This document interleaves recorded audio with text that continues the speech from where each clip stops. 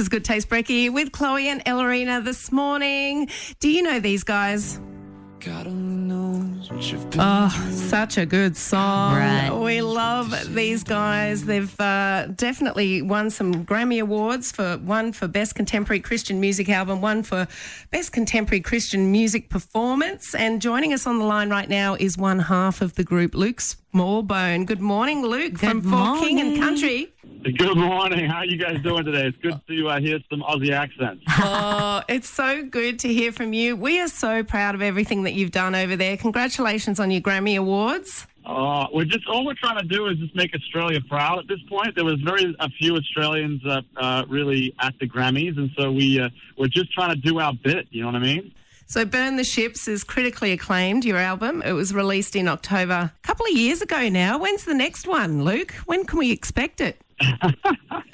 Come on, chop, chop. It's probably going to be, I know. The sad thing for Joel and I is making albums are it's kind of a miracle that they ever get made because they're very, very, very difficult for whatever reason. I guess we're just difficult children or something. But so it's probably going to be a little bit, but we're actually working on a film called The Drummer Boy, and the film is a musical, and so we've written all the music for the musical. And so there's a good chance that next year, if this film is released, that we will have an entire kind of For King and Country-esque musical album we will have actually written and recorded. So that's in the pipeline. We're meant to be working on a Christmas album for the end of this year. And so there's a lot of new content. We've got 2 new songs coming down the pipeline. They're going to be kind of standalone, probably attach those to an extended edition. So there's music coming. It may not be in the form of an entire album like Burn the Ships, in the next year or so. It might be a bit. Well, Luke, you guys actually mentioned that your Burn the Ships album was the most mature record that you've made. What do you think was the difference with writing that album to the ones that you'd previously done? Well, we'd actually gone back and looked at the songs that had connected with people from the previous 2 albums. And it was one of these kind of difficult moments of going, well, which songs do people actually care about and which songs do people not care about? And you will find that in any album, there's certain songs that rise to the top. And what we realized were on those other albums, there were the songs that actually meant something to people were the songs that were deeply personal and actually came from real life stories. And so we kind of made an agreement between us that we wouldn't put any song on the album that we couldn't tell an actual very personal story. There wasn't actually a real personal story behind the songs. And so that's what we did. We actually, every single song on Burn the Ships, you could ask me about any one of them, and I could give you a detailed story as to why that song existed and the reason why. So I think that's the reason why it felt mature. Wow, I think that's the reason why it felt honest and authentic. Well, we love God Only Knows, of course, and you did a version with Dolly Parton. How did that come about? So my brother Joel was watching the Netflix movie Dumplin' with Jennifer Aniston, and that film has all of Dolly's music in it. And so he thought to himself, oh, you know what? It would be cool. We're looking for a female feature. It would be cool to have potentially Dolly Parton on our song God Only Knows. And we kind of knew it was a shot in the dark to ask the question, but Joel actually taught 2 of her junior managers in Sunday school. And so I think he suddenly thought they owe me something.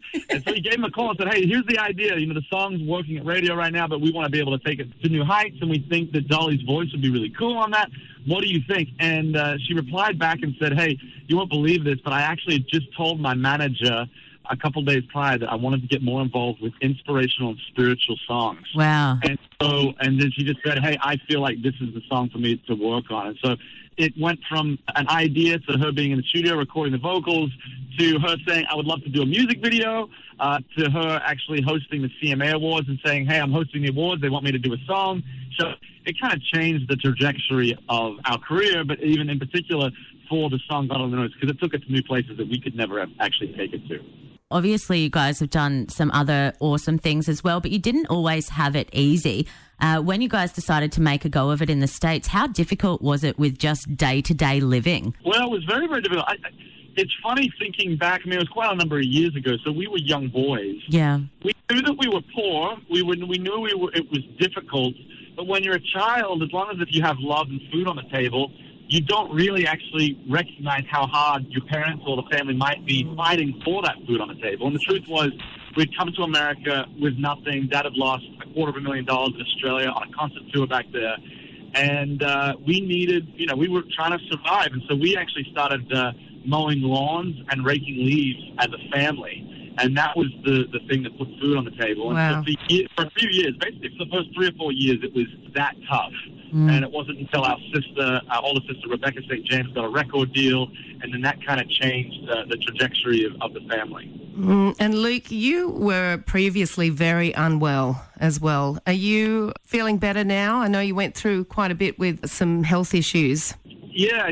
So a number of years ago, I got diagnosed with a disease called ulcerative colitis, and I got very, very sick.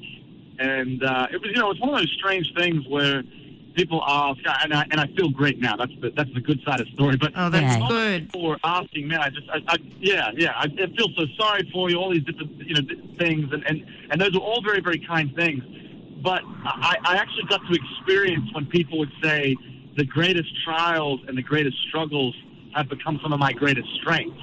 And I heard that growing up. And you read that in the Bible. You read that in different places. People, imparting wisdom. And they would say, and I actually got to live that. It has become something that has become one of the things that I've become most thankful for, because I actually think I became a better husband. I became a better father. I think I became a better person, actually having to walk through the humility of losing something at a young age that most people don't think about, and that is your health. And I look back on that actually with great thankfulness now.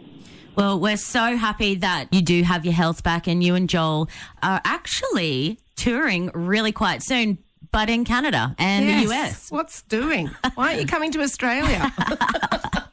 Well, we came back, last year, and we didn't want to outstay our welcome in our own country, and so we were. We were concerned if we were to come back too quickly, nobody would care about it. So we thought, you know what, we'll go to another Commonwealth country. We'll go to Canada. Oh, fair enough. So what are the plans on coming back to Australia? When are you feeling the time's right? Well, we're not totally sure yet. I mean, usually speaking, the industry would say, hey, you come back when you've got a new album. And so obviously I just explained prior that it might be a few years before the new album. So some of the ideas are maybe we'll come back and do a Christmas tour. Yeah, cool. This is one of the most successful things that we do in the States. And so we were like, well, we'd love to be able to, bring Christmas to Australia. What would that look like? So we're unsure as to what that entirely looks like, but we obviously have high hopes. To be honest, I think going to Australia last year was absolutely a career highlight for both Joel and I. I've never experienced the satisfaction and just the joy that produced. Yeah. So we're anxious to get back. Well, we hope to see you again soon. Luke Smallbone from For King and Country, thanks so much for joining us this morning. Hey, no worries. Thank you so much. I appreciate it.